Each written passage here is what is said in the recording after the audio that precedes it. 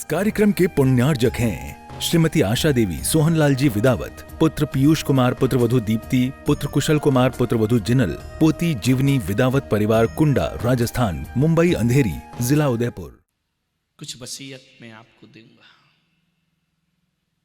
मेरी वसीयत में दौलत नहीं होगी, रुपया नहीं होगे, पैसे नहीं होंगे। मेरी वसीयत में कुछ नसीहतें हैं। यदि उन नसीहतों को तुमने संभाल लिया तो मैं विश्वास दिलाता हूं, ज्यादा नहीं, 1 महीने मेरी बातों को जी करके देखना, जिंदगी बदली बदली नजर आएगी। मेरे भाई ध्यान रखना है, ऐसा जीवन बनाओ, ऐसा जीवन बनाए माताएं बहनें कि जब यहां से घर जाओ ना तो ऐसी लगना चाहिए कि अम्मा जी गंगा जी नहा के आई है। ध्यान रखना, ऐसी नहीं कि यहां से प्रवचन सुन के जा रही, बहू पे बरस पड़ी, तूने ये नहीं किया, तूने वो नहीं किया, तूने ऐसा नहीं किया, अभी तक सो रही है, किसी काम की नहीं है, कहां से ले आई।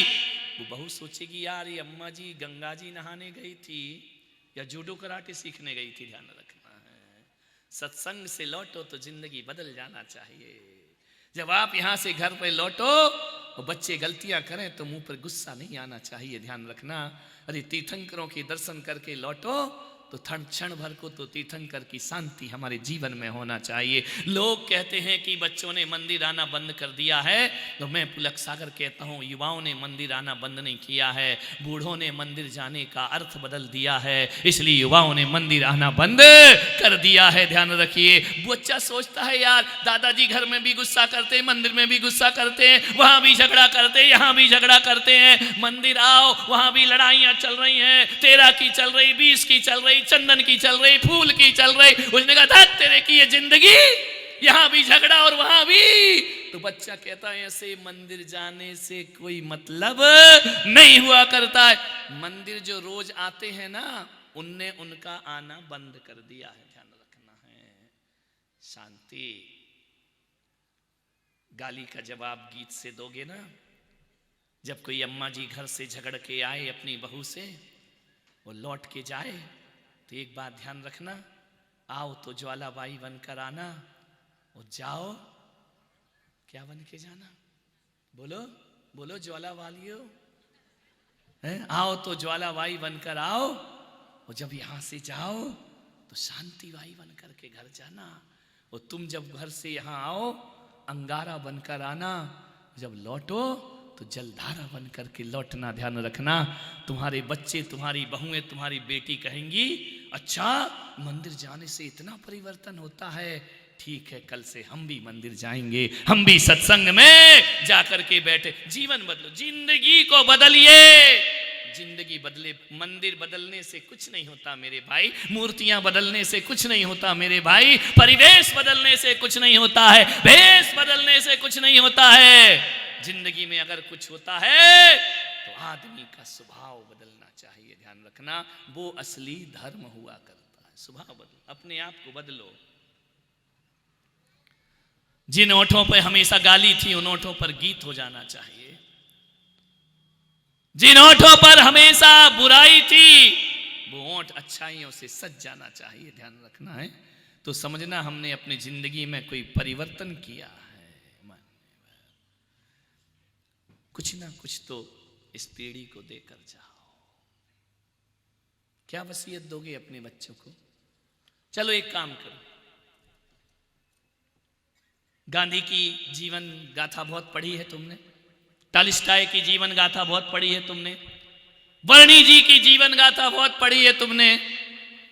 एक काम करोगे, अभी मैं 1-1.5 महीने यहां हूं, एक काम करना, अपनी कहानी लिखना, खुद की स्टोरी, लाइफ स्टोरी लिखो। लिख सकते हो 10 पेज, 20 पेज, 1000 पेज लिखने जैसे तो तुम्हारी लक्षण ही नहीं है। ऐसी जिंदगी जी है कि एक पहरा लिखना भी मुश्किल हो जाएगा। ध्यान रखना, एक किताब लिखो अपने आप में, अपनी जिंदगी के बारे में लिखो कि मैं कौन हूं। लिखना, कोशिश करना। मैं नहीं चाहूंगा कि बड़ी साहित्यिक भाषा लिखो, बड़ी अलंकारिक भाषा लिखो, तुम्हें जैसी भाषा आती हो, बागड़ी आती बागड़ी में लिख लो, मेवाड़ी आती मेवाड़ी में लिख लो, अपनी जीवन गाथा लिखो। एक पुस्तक पूरी लिखो।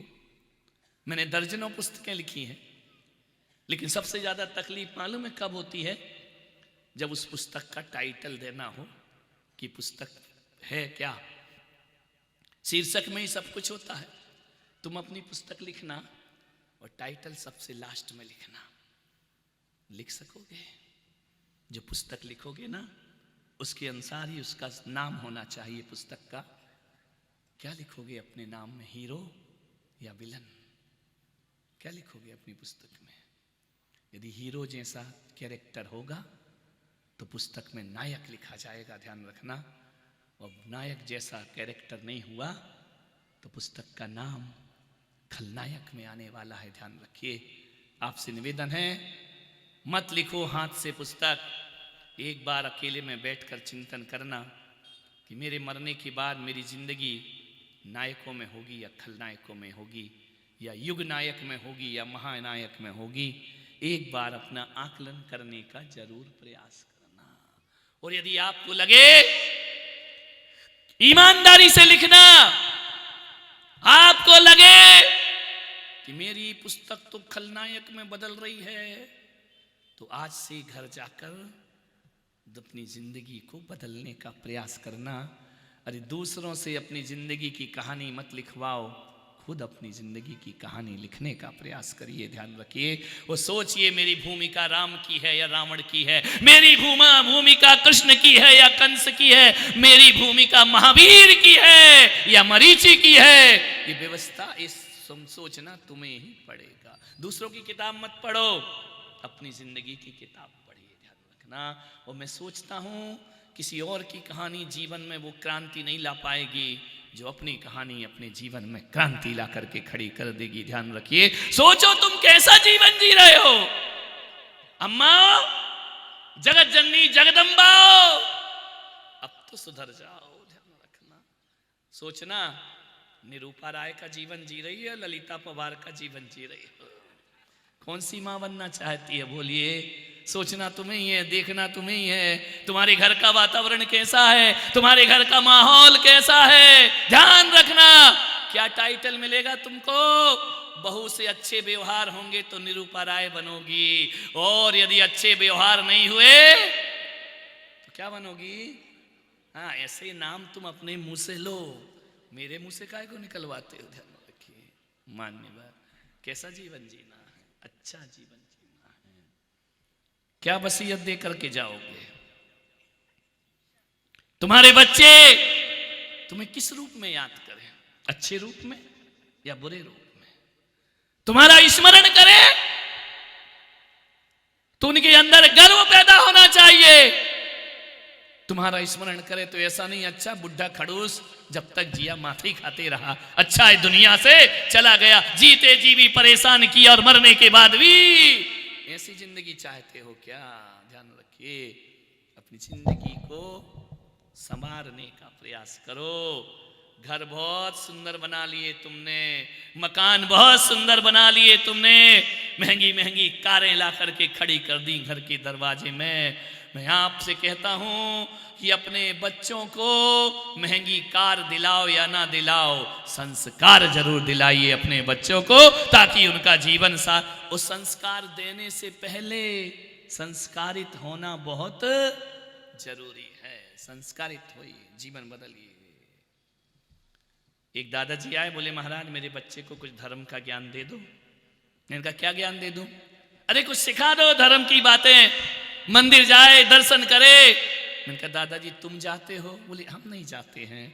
तो मैंने कहा वाह रे दादाजी, तुम देखो मोबाइल, तुम देखो फेसबुक, तुम लगे रहो इंस्टाग्राम में, और बच्चे से बोलो मंदिर में बैठ के रामायण पढ़े। ध्यान रखना, विचार करिए, सोचना है आपको आप क्या कर रहे हैं। मान्यवर, दादाजी घर में दूरदर्शन देखते हैं, मंदिर में देव दर्शन नहीं किया करते हैं। ध्यान रखिए, क्या वसीयत सौंपोगे अपने बच्चों को जाकर के? मैंने एक दादाजी से कहा मंदिर जाते अभिषेक करते? बोले नहीं। मैंने कहा क्यों? बोले हाथ कांपते हैं इसलिए अभिषेक नहीं करता हूं। कलश पकड़ने में हाथ कांपते हैं और चाबी पकड़ने में हाथ काम नहीं कांपा करते हैं, विचार करिए। मैंने कहा माला जपा करो, बोले मन नहीं लगता है। इनका मन नहीं लगता माला जपने में, वो दुकान में माल गिनना हो तो बड़ा मन लगता है, ध्यान रखना। मंदिर में कोई जोर से पूजा करे तो डिस्टर्ब होते हो, वो बीच बाजार में नोट गिनना हो तो आदमी डिस्टर्ब नहीं। कैसे कैसे जीवन के फसाने बना लिए तुमने, विचार करिए, सोचिए। उसको शास्त्र पढ़ने में आंखों में दिखता नहीं है, लेकिन अखबार 10 बार पढ़ लेता है बैठा बैठा अपने घर में। विचार करिए, मंदिर की घंटी सुनाई नहीं देती और भीड़ में सिक्का गिर जाए तो उसकी आवाज सुनाई दे जाती। विचार करना है आपको, मन कहां फंसा हुआ है, विचार करिए, सोचिए। कुछ वसीयत सौंपो बच्चों को, अच्छी बात है सौंपो। जो लोग मरने से पहले घर में वसीयत लिखकर नहीं जाते, उनके घरों में नरक जैसा वातावरण होता है। मैं महिलाओं से निवेदन करूंगा, घर जाना, अपने पति को कमरे में बुलाना, इधर आओ। क्या पता तुम ना रहो, क्या पता हम ना रहें, मरने से पहले कुछ लिख दो। उस समझदार पति को लिख ही लेना चाहिए। बहुत कम ऐसे लोग होते हैं जो दोनों एक साथ ऊपर जाते हों। ये सच्चाई है, कड़वा सच है।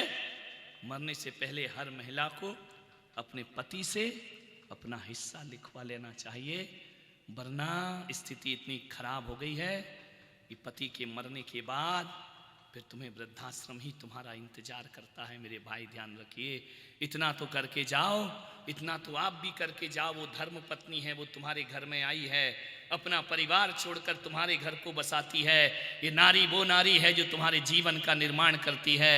लेकिन कुछ लोग ऐसे होते हैं, बच्चों के मोह में इतने पड़ते हैं और पत्नी को कुछ भी लिख करके नहीं जाया करते हैं। उसकी पत्नी फिर ना यहाँ की रहती है और ना वहाँ की रहा करती है। हर समझदार आदमी को, और ऐसा मत सोचना कि तुम्हारी पत्नी बोले आओ वसीयत लिख लो तो तुम बोलो अरे मेरे मरने का इंतजार कर रही है क्या। ये फालतू की बातें मत करो, प्रैक्टिकल बातें करो। 2 में से 1 जाएगा, तुम्हारे जाने के बाद 2 में से जो भी बचेगा उसकी जिंदगी बर्बाद नहीं होना चाहिए। और हकीकत में मैं पुलक सागर कहता हूँ, मरने वाला कभी नहीं मरता है, जो जिंदा रहता है वो तिल तिल कर मरा करता है, वो सांस सांस में मरा करता है, उसकी जिंदगी बर्बाद है। वो जो जीने वालों को दुख मिलता है, मरने वाला तो आंख मूंद के दूसरी जगह जन्म ले लिया करता है। उसको तिल तिल कर सड़ने के लिए पत्नी को छोड़कर कभी मत जाना, ध्यान रखना। उसके लिए कुछ ना कुछ लिख करके जाना। अरे बच्चों का हिस्सा बाद में करना, पहले पत्नी का हिस्सा करना चाहिए, क्योंकि बच्चे हमारी जिंदगी में बाद में आए हैं, सबसे पहले पत्नी हमारी जिंदगी में आए। पत्नियों ताली बजाओ, कोई इज्जत ही नहीं बची इनकी, ध्यान रखना। और तुम भी ऐसी भोली हो, बेटे के नाम कर दो, बहू के नाम कर दो। पागल हो गई, दिमाग खराब है कि तुम्हारा? नहीं, 2 में से 1 जाएगा, जाने के बाद सारी संपदा उसकी है। वो जो उसकी सेवा करेगा मरते समय वो उसे दे करके जाएगी, ध्यान रखना है। तो जिंदगी, अम्मा जी कह रही बिल्कुल सही बात महाराज, मेरा पति भी ऐसे ही करके गया गड़बड़ से, भुगतना उसको पड़ता है जिंदगी भर, ध्यान रखिए। अर्धांगिनी है, वसीयत के समय वो अर्धांगिनी क्यों नहीं रहती है, ध्यान रखना। बंटवारे के समय अर्धांगिनी क्यों नहीं रहती है वो? ये महिलाएं वो महिलाएं हैं, मालूम है? इस नारी ने तुम्हारे लिए इतना किया है, इतना किया है कि जब तुम बाहर चले जाते हो ना व्यापार के लिए, और बच्चे जब ननिहाल चले जाते हैं, उस महिला से पूछो कि खाना बना लिया, तो वो कहती क्या बनाऊं, किसके लिए बनाऊं? पति बाहर गए, बच्चे यहाँ है नहीं, दाल रोटी खाती है, चटनी रोटी खाती है। मान इसका मतलब ये है कि वो नारी है जो घर का भोजन भी अपने लिए नहीं, तुम्हारे और बच्चों के लिए बनाया करती है, ध्यान रखना। तुम्हारे लिए जागती है, तुम्हारे लिए सोती है, तुम्हारा चिंतन करती है। और एक बात ध्यान रखना, जब बुढ़ापा आएगा ना, कोई साथ नहीं देता, कोई नहीं, ना यार, ना दोस्त, ना बेटा, ना बहू। जब भी साथ देती है ना, तो यही पत्नी साथ देती है, ध्यान रखना। और आपसे निवेदन है, जीते जी जब तक हाथ पैर चल रहे तुम इनकी बहुत मजाक बनाते हो, जब तक हाथ पैर चल रहे तब तक इनका उपहास करते हो, तब तक इसकी इज्जत नहीं करते। जब बेटे बहू को लेकर चले जाएंगे ना तब कोई साथ नहीं आएगा। यही पत्नी तुम्हारे साथ आया करती है, ध्यान रखिए। आपसे मैं बड़ी विनम्रता से कह रहा हूं, बात छोटी है, बात बहुत बड़ी है। पत्नी ही साथ। एक मैं मुंबई में था, मेरे एक बहुत अच्छे भक्त हैं, बुजुर्ग हैं, अब चले गए इस दुनिया से। एक दिन 2 बजे मेरे पास आए दोपहर को। मैंने कहा दादाजी भोजन कर लिया? आंख भर आई उनकी। मैंने कहा रोते क्यों?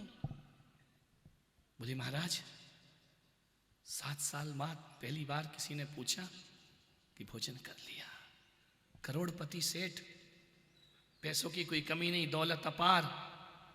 7 साल पहले पत्नी का देहांत हो गया, अब बहू और बेटे के बीच उसको रहना पड़ता है।